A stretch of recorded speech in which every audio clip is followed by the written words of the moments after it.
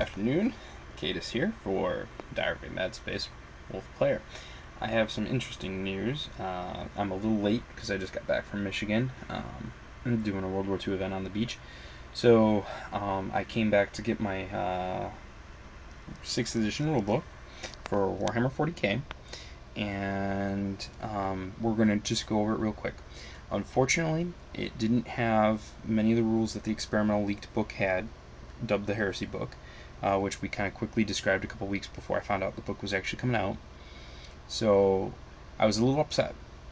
And then I read the book, and I didn't see much change at first. Most of it was just little clarifications, things that they needed to put in black and white to prevent people from bickering, arguing, or cheating, which people were trying in 5th edition. It also cleaned up some of the things for victory conditions, which was a huge disappointment for me because I didn't like, and many of you may know, certain armies just had a hell of a time beating other armies due to victory points because you got a kill point, let's say, for killing each squad. Well, Space Marines are so hard to kill, they can wipe out droves and droves of Imperial Guard, and that just really irked me. Which then, yeah, you could do the giant squad and try to deal with it that way, but then you're overkilling what you're shooting into, or just totally messing up how you moved. So I was really glad that they decided to do away with that and go straight to objectives. And then they have secondary objectives, depending on what the mission is. So slaying a general always gets you points, although they switched to calling it Warlord now, which has negative connotations in my mind. I'm not too a fan. They did other things like added whole new mission types, really good stuff. Slightly changed mission deployments that weren't as easy to break, because if you know certain types of mission types in like Annihilate, you could literally have an 18 inches at most away from your enemy and get right in their deployment real fast. Especially some armies could brutalize, like Dark Eldar, for example. So this rulebook, sorry if I'm all shaky because I'm sitting sideways. Looks like my camera's not screwing up this time, as people noted last time. That's good. This book, 452 pages. The last rulebook was 300, so they added quite a lot more. Not much more in terms of fluff, not much more in terms of pictures, because that was already in the one, although there is quite a lot of pictures, which I wish they didn't have. They have full weapon summary of every weapon in the game. Again, there's no of the, they kept the same turn order. It's still move, shoot, assault, not move, assault, shoot. But Feel No Pain is now 5 up instead of 4 up, unless bracketed. They did some other funny stuff. You really have to look at it to see it all. But just to summarize it, we've got this massive book focusing on Dark Angels on the front and Chaos on the back. One of the unexpected things that I didn't even see in the experimental book, but was in this book, is allies. Yes, you heard me. They want you to ally with your stuff, even if it's not an apocalypse game. So they went and they made a matrix that said what armies can and cannot in a normal game, and then dubbed, if it can't, it's come the apocalypse. So only in an apocalypse game can you do it, like traditionally. So, and they added little quirks to it too. So if you have special abilities or spells or stuff that benefit your whole army, only Battle Brothers gain those benefits. If they're not Battle Brothers, then they're convenient allies. Convenient allies are treated as enemies in all purposes, is that you cannot assault, shoot, or attack them in any way, basically, except by accident with templates. So, that being the case, then there's Desperate Allies, which added a funny rule calling Keep One Eye Open, which meant that you had to roll and see what happens. Potentially, your own ally could backstab you. And what they did is, you get to take, in a normal game, of any point limit, your compulsory, which is traditionally your one headquarter, and 2 troop choices, and then you get to take up to 1 fortification, period, which they have them described. So stuff that you saw in Apocalypse, like the Fortress of Redemption, the Aegis Defense Lines of Planet Strike, or Bastions of Planet Strike. You need to take these, and then you can upgrade them with their upgrades that they came from their books. However, they did keep Planet Strike and Apocalypse and City Fight as separate books altogether, and the stratagems all still separate. So you would have to play those separate if you want to do that. But the buildings at least have a purpose in the normal game. Another one is Sky Shield, landing pad, and then yeah, that's about it, I think. And then you can upgrade them. So the neat thing is the Fortress Redemption got kind of a boost versus what it used to.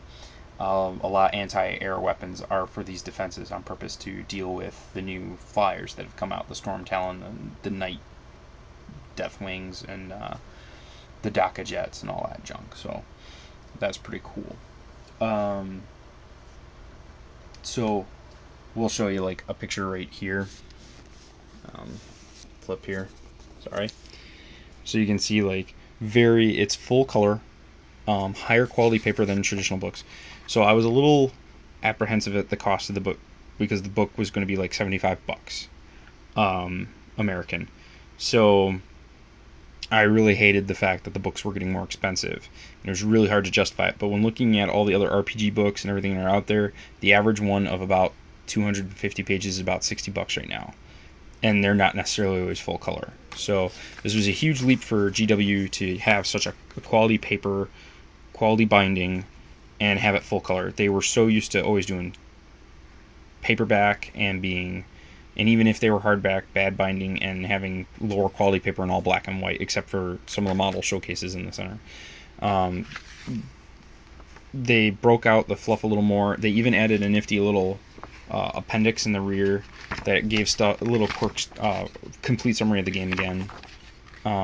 They went back to a fantasy style of Psyker magic. So if you're using a generic Psyker like Imperial Guard, you choose your divination, kind of like in Dark Heresy. So pyromancy, biomancy, divination, telekinesis. So that's neat. All your templates. Every single weapon is listed.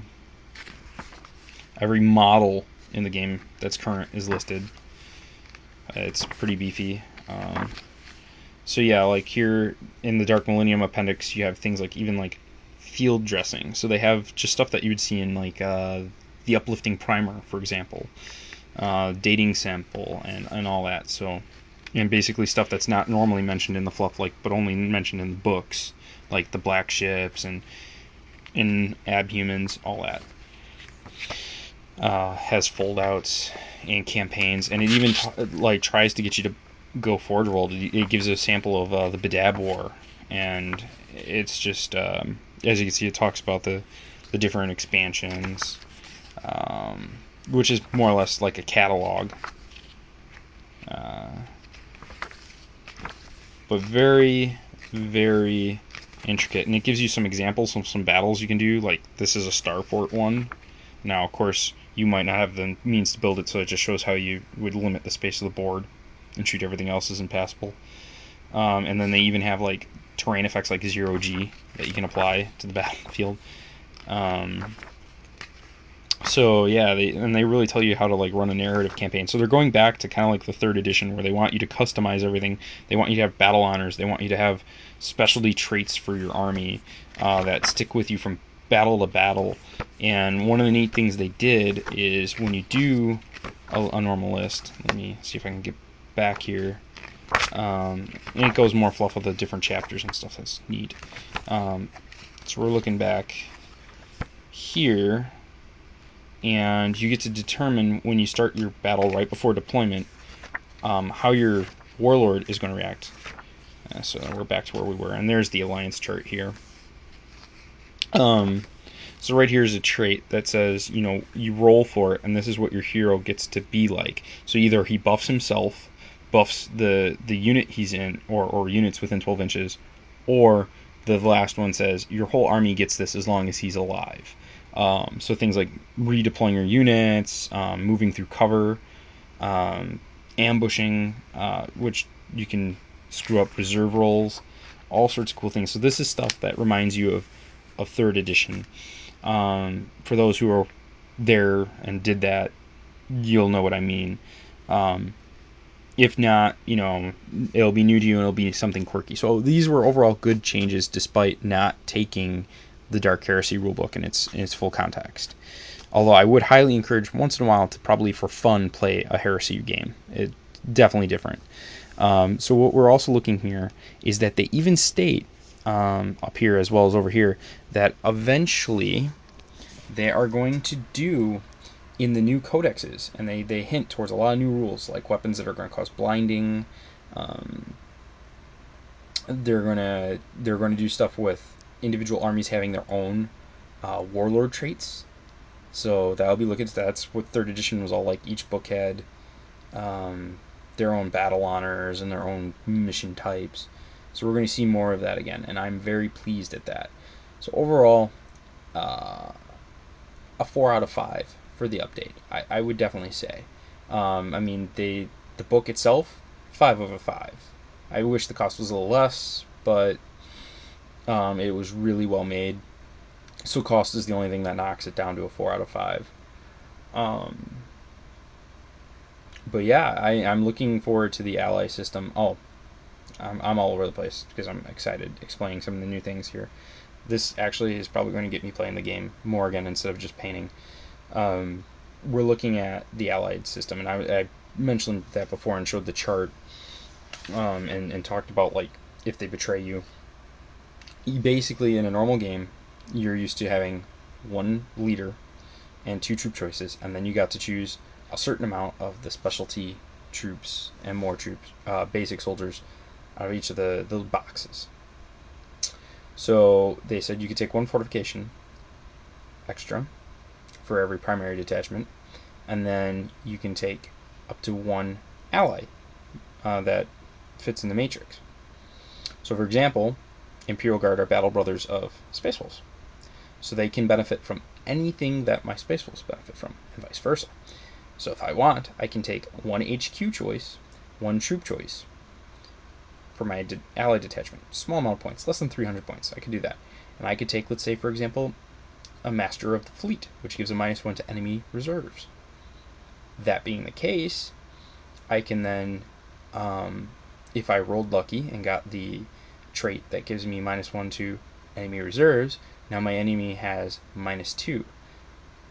If he ends up being a demon player or a Tyranid player or something that really relies heavily on deep strike, well, luck was on my side and I can really mess with them. So that's pretty entertaining.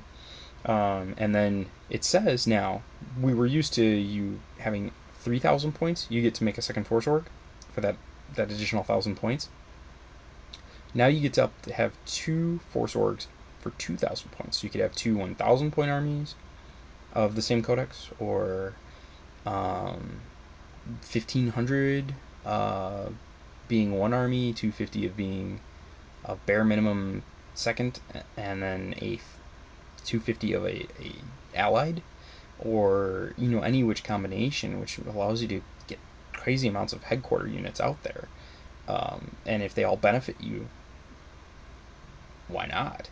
The only thing I'm unclear is, can you take 2 of the same army as one as an ally? Because in the ally chart, it kind of has a white box instead of just battle brother. So I'm assuming you can take a secondary, but I think it's really thinking that you don't want to do that. Yeah, so it doesn't want to see 2 Nigel Storm colors pop out, I think. So that being the case, overall, it's good. I'm gonna have to give it a few tries, a few playthroughs, and we'll see. I'll try to get someone to play against, and we'll do that. I'm definitely probably going to be running some guard action with my Space Wolves. We'll probably have Vendetta supporting, or the old Space Wolves where they used to take Lehman Russes. We'll see that again. So until later, it's Katus out.